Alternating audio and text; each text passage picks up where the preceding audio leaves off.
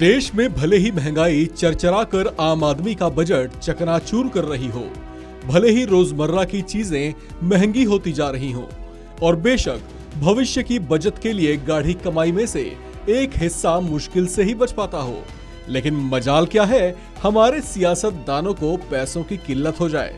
उन पर तो माँ लक्ष्मी सिर्फ बरस नहीं रही बल्कि बादल बनकर फट रही हैं। राजनीतिक दलों पर पैसों की ऐसी घनघोर वर्षा हो रही है जिसे सुनेंगे तो आप भी हक्के बक्के रह जाएंगे। राजनीतिक दलों को चंदे के तौर पर कितना चढ़ावा चढ़ रहा है वो आपको सन्न कर देने के लिए काफी है।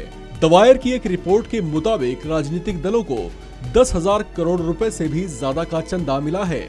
इस रिपोर्ट में केंद्रीय वित्त मंत्रालय के तहत काम करने वाले आर्थिक मामलों के विभाग DEA के ताजा आंकड़ों से इस बात की तस्दीक हुई है कि अब तक चुनावी बॉन्ड की बिक्री 10,000 करोड़ के आंकड़े को भी पार कर गई है। द वायर की रिपोर्ट में RTI कार्यकर्ता कोमोडोर लोकेश बत्रा को मिली सूचना के आधार पर बताया गया है कि 1 से 10 जुलाई के बीच चुनावी बॉन्ड के 21वें चरण में बिक्री में ये आंकड़ा सामने आया है।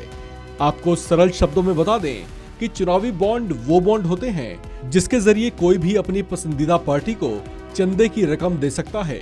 इस चुनावी बॉन्ड को लेकर सुप्रीम कोर्ट में चुनौती भी दी गई है जिस पर अभी सुनवाई होनी बाकी है।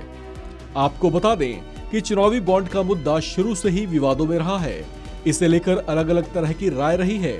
चुनावी बॉन्ड योजना को वित्त विधेयक 2017 के साथ पेश किया गया था, जबकि इसे साल 2018 के शुरुआत में ही अधिसूचित भी किया गया था।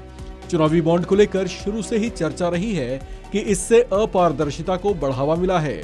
इसे लेकर कहा जाता है कि इससे राजनीतिक दलों को गुमनाम तरीके से दिए जाने वाले चंदे की प्रवृत्ति बढ़ी है, क्योंकि इससे चंदा देने वाले की जानकारी गुमनाम बनी रहती है।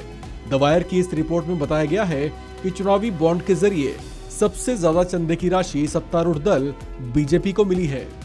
आपको बता दें कि साल 2017 में चुनावी बॉन्ड को लेकर चुनाव आयोग ने भी चिंता जाहिर की थी, जबकि साल 2018 में इसे लेकर सुप्रीम कोर्ट में कई याचिकाएं भी दायर की गई थी। इस पर रोक लगाने की मांग association for democratic reform ADR की ओर से दायर किया गया था।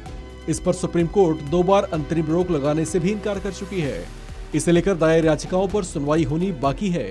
इस पर अप्रैल महीने में चीफ जस्टिस NV रमन्ना ने वरिष्ठ अधिवक्ता प्रशांत भूषण को बताया था कि कोर्ट चुनावी बॉन्ड के मामले पर सुनवाई करेगी। ऐसे में अब इंतजार और निगाहें सुप्रीम कोर्ट में होने वाली सुनवाई और इस संबंध में आगे दिए जाने वाले फैसले पर टिकी हुई है। इस खबर में फिलहाल इतना ही। बाकी अपडेट्स के लिए बने रहिए वन इंडिया हिंदी के साथ।